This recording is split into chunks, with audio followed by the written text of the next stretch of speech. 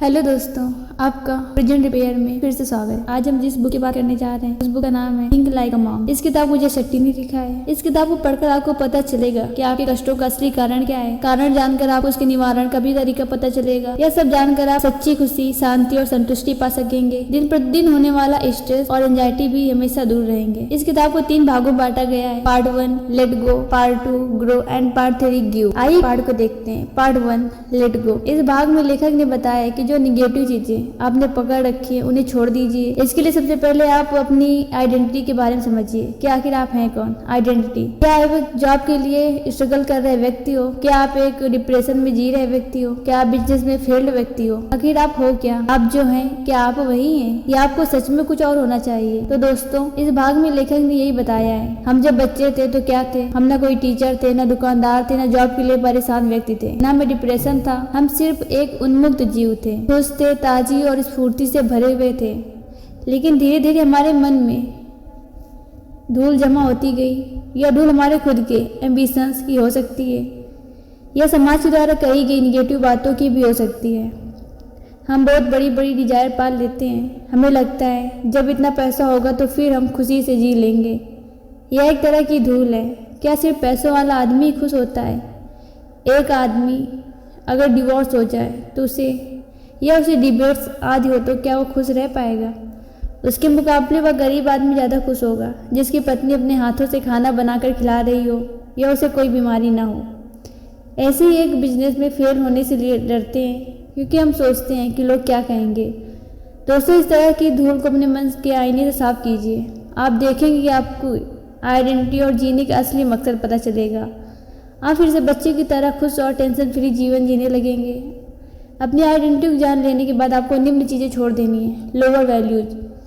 दोस्तों, आपसे बहुत लोगों ने लोअर वैल्यूज पाल रखी हैं जिनकी वजह से लाइफ की वैल्यू भी कम हो जाती है और ऐसे लोग कभी खुश नहीं रह पाते। उन्हें लगता है कि लोअर वैल्यूज वे सही खुशी हासिल कर लेंगे, लेकिन यही उनकी गलती सोच है। कुछ लोअर वैल्यूज लालच, दूसरों से जलन, क्रोध और कामुकता है। बहुत लोग लालच में आकर स्कैम कर देते हैं और फिर देर सवेर उनका पतन हो जाता है और इज्जत भी मिट्टी में मिल जाती है। इसलिए लालच और लोअर वैल्यूज को जाने दें। दूसरों की तरक्की से जो लोग जलते हैं उन्हें हाई बीपी, स्ट्रेस और एंजाइटी जैसी बीमारियां घेर लेती हैं। इसीलिए कभी दूसरों से जलन न करें, इसके बजाय उनकी तारीफ करें और खुद भी प्रेरणा लें। आप देखेंगे कि इसी से आपका भला होगा। क्रोध करने से भी आदमी को बहुत नुकसान होता है। ऐसे ऐसे झगड़े हो जाते हैं जिनमें भाई भाई खून के प्यासे हो जाते हैं और ज़िंदगी खराब हो जाती है। हमारे पास एक ही ज़िंदगी है, उसे खुशी से बिताना चाहिए, ना कि लड़ झगड़ कर। कामुकता से भी इंसान का पतन हो जाता है। कितने लोग ऑफिस में सेक्सुअल हैरेसमेंट करने लगते हैं जिससे उन पर तरह तरह के केसेस हो जाते हैं और इज्जत भी मिट्टी में मिल जाती है। ऐसे आदमी से फिर कोई बात भी नहीं करना चाहता। इसीलिए स्पिरिचुअल रहने की कामुकता को हटाया जा सकता है। तो दोस्तों, इस लोअर वैल्यूज़ को अपनी लाइफ से जाने दें। यही एक मोंग करता है। वह बहुत सी शांत रहता है, काम भी संतुष्ट रहता है, सबसे दयालुता से बात करता है। इसीलिए आप भी लोअर वैल्यूज़ को दूर करें और हायर वैल्यूज़ अपनाएं। फियर। बहुत से लोग डर के साए में ज़िंदगी गुजार रहे हैं। किसी को लगता है कि उनकी जॉब चली गई तो वो क्या करेंगे, उनका बिजनेस असफल ना हो जाए। किसी को लगता है वे इस परीक्षा में उत्तीर्ण नहीं कर पाएंगे या कोई सोचता है उनका प्यार उनसे दूर ना हो जाए। तो इस तरह से कई बार तरह तरह के डर हमें घेरे रहते हैं। लेखक कहते हैं इन सब डरों के कारण हमारी अटैचमेंट यानी आसक्ति। इसीलिए इन सब डरों को दूर करने का तरीका है डिटैचमेंट। एक साधु कभी भी चीज़ों को अटैच नहीं होता, ना उससे घर का मोह है, ना जॉब का, ना पैसों का, ना खाने का। जैसा खाना मिल जाए वो वैसा खा लेता है। उसे अच्छे खाने का भी मोह नहीं है। इसीलिए वो हमेशा निडर होता है। उसका मन हमेशा शांति और संतुष्टि से भरा रहता है। तभी साधु लंबी और स्वस्थ जिंदगी जी पाते हैं। तो दोस्तों, आज से ही चीज़ों का मोह त्याग कर सिर्फ अपना कर्म करें, मोह नहीं। जॉब भी है, अगर नहीं मिली तो प्रलय नहीं आ जाएगी। हो सकता है आपके साथ उससे भी अच्छा कुछ हो जाए। Remove negativity. आजकल की दुनिया में हर तरफ नेगेटिविटी बढ़ती जा रही है। सोशल मीडिया और टीवी चैनल्स के जरिए तो इसे बहुत ही बढ़ावा मिल रहा है। हर इंसान कड़वा बोल रहा है, जोर से बोल रहा है। अगर दोस्तों आप भी ऐसा करते हैं अर्थात नेगेटिव चीज़ें फैलाते हैं तो आप भी ये करना बंद कर दीजिए, क्योंकि what goes around comes around. या बॉय पेड़ बबूल गए तो आम कहाँ से होए। जैसा आप कर्म करते हैं वैसे ही आपको फल मिलता है। अगर आप दूसरों की निगेटिविटी के विक्टिम हैं तो आप भी इसको खुद से दूर कर दें।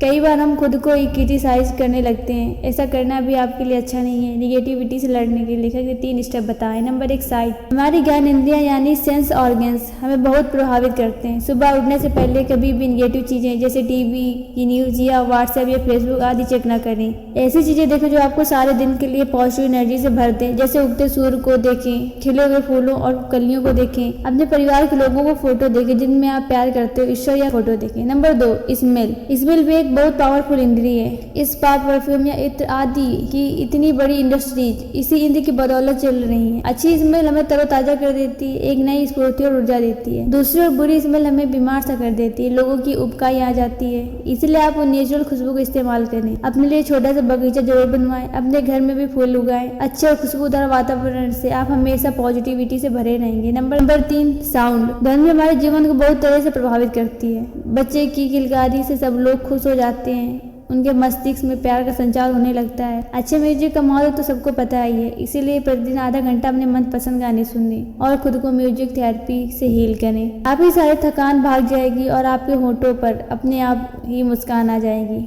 तो दोस्तों, ऊपर दिए गए तीनों तरीके आपको दिन भर तरोताजा और खुश बनाए रखेंगे। इन्हें निगेटिव थॉट्स हटाने के 3 स्टेप हैं: स्पॉट, टॉप एंड स्वैप। अगर आपको ज्यादा सोचने की आदत है या एक ही विचार बार बार आपके दिमाग में आता रहता है तो इसके लिए 3 स्टेप का फार्मूला इस्तेमाल करें। Number 1, spot. सबसे पहले देखें कि आपको दिमाग में क्या निगेटिव थॉट्स आ रहे हैं। स्टॉप। फिर उन निगेटिव थॉट को एड्रेस करें, उनकी वजह जानें, फिर उसका कोई सोल्यूशन ढूंढें, फिर उससे वहीं खत्म कर दें। अब बार बार उसके लिए बारे में ना सोचें। And swap. इसके बाद निगेटिव थॉट्स को किसी पॉजिटिव थॉट के साथ स्वैप कर दें, यानी बदल दें। कुछ पॉजिटिव सोचने लगे या फिर सेल्फ हेल्प बुक की समरी पढ़ने लगे। सेल्फ क्रिटिसिज्म हटाने का तरीका, सेल्फ कंपैशन। खुद के निगेटिव क्रिटिसिज्म को दूर करने का तरीका है सेल्फ कंपैशन। बहुत बार हमारी डिजायर्स पूरी नहीं हो पाती, कई सपने टूट जाते हैं और बहुत बार सिर्फ असफलता मिलती है। इससे हम खुद को कोसने लगते हैं या जाने अनजाने निराश हो जाते हैं, खुद दुख से गिर जाते हैं और डिप्रेशन में भी चले जाते हैं। इस सबसे निपटने का तरीका सेल्फ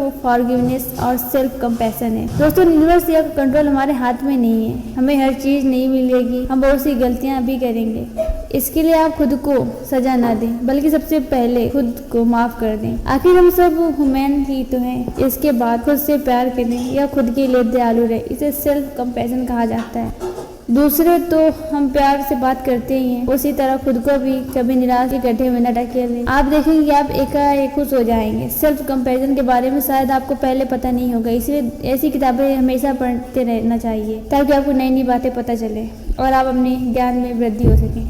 पार्ट 2, ग्रो। इस किताब से इस भाग के लेखक ने बताया है कि निगेटिव चीजें छोड़ देने के बाद आप मानसिक और स्पिरिचुअल ग्रो करें। इसके लिए निम्न तरीके अपना सकते हैं। Number 1, follow your passion. वो चीज़ क्या है जिससे आपको खुशी मिलती है, तभी आपकी ग्रोथ हो पाएगी।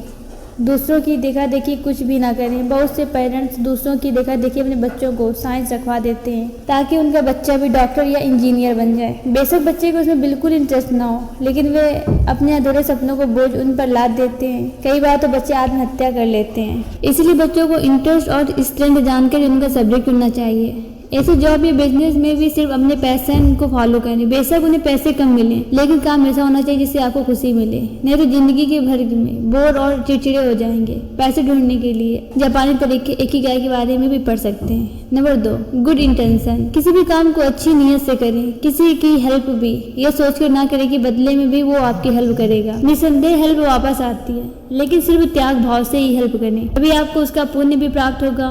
कभी किसी का अहित ना करें, इस तरह आपकी आत्मग्लानि से भर जाएगी। Number 3, power of routine. हमेशा रूटीन में काम, जैसे सुबह से 5 से 5:30 तक अगर एक्सरसाइज का टाइम रखा है तो रोजाना उस समय एक्सरसाइज ही करें। यह नहीं कि 4 दिन तो एक्सरसाइज कर ली, फिर कभी यूट्यूब देखने लगे तो कभी फेसबुक में बिजी हो गए। ऐसे ही 6 बजे राइटिंग का टाइम रखा है तो रोज लिखें। इसी तरह मोंक भी रूटीन में प्रतिदिन मेडिटेशन करते हैं और लाइफ भी कभी दुखी नहीं होते। उनके हृदय में जो शांति संतुष्टि से भरा होता है वह भी तब जब उनके शरीर पर एक पतला सा कपासी का ही कपड़ा होता है, क्योंकि वे अंदर से शांत होते हैं। Number 4, plan your next day the night before. दोस्तों, कई बार हमारे पास करने के लिए बहुत काम होते हैं, लेकिन अक्सर हम कुछ जरूरी काम करना ही भूल जाते हैं, क्योंकि हमारे दिमाग में बहुत से थॉट्स आते हैं जिनमें हमें कंफ्यूजन हो जाता है। इसलिए इसलिए आप सोने से पहले अगले दिन ही प्लानिंग कर लें। जो भी काम है उन्हें पेपर या मोबाइल में नोट कर लें। इससे आपको क्लियर हो जाएगा कि आपको कितने काम है और कौन से काम बहुत जरूरी है। अगले दिन आप एक एक करके उन कामों को करते जाएं। इससे आपको कंफ्यूजन नहीं होगा और आप काम भूल जाने की वजह से एंजाइटी भी नहीं होगी। आप हमेशा शांत रहेंगे। Number 5, integrate time and life. कुछ लोग टाइम को बांट देते हैं। वे सोचते हैं कि जब नौकरी लगेगी तो खुश हो जाएंगे, या गाड़ी आएगी तो खुशी मिलेगी, या घर ले लेंगे तब सेटल जाएंगे, आदि आदि। लेकिन इन चीजों में सालों लग जाते हैं। तो क्या तब तक आप जिंदगी को नहीं जिएंगे या खुशी का इंतजार करते रहोगे? एक मोंक कभी ऐसा नहीं करता।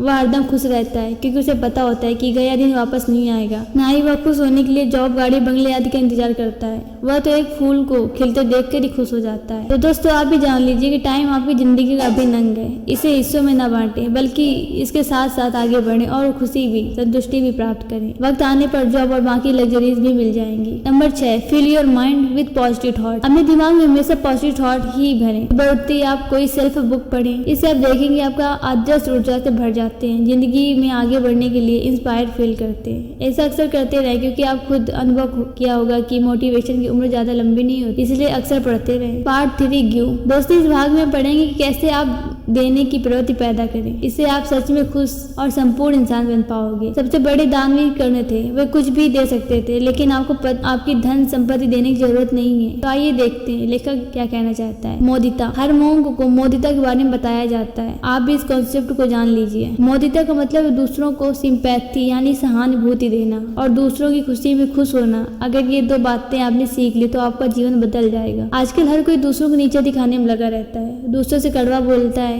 इससे दूसरे भी ऐसा ही करते हैं। इसे सिर्फ निगेटिविटी फैलती है, खुशी नहीं। इससे बेहतर है कि अगर कोई आपसे बात करे तो आप प्यार से उसकी बात सुने।